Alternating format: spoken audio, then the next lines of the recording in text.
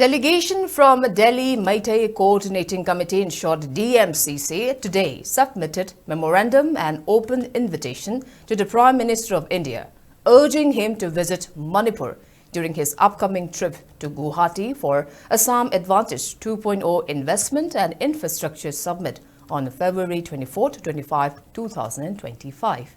A press release signed by DMCC convener Dr. Seram Rogers, Women's Wing convener K. Narmada and Organizing Secretary W. Premjit further informed that the invitation, which was submitted at the Prime Minister's office, has been extended on behalf of all the victims to highlight the ongoing crisis and security concerns in the state.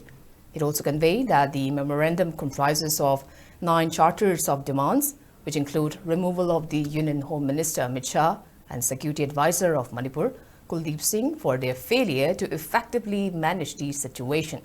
The demands also include stopping selective targeting of Meiteis, misguided geopolitical strategies that fuel instability, and divisive policies, among others.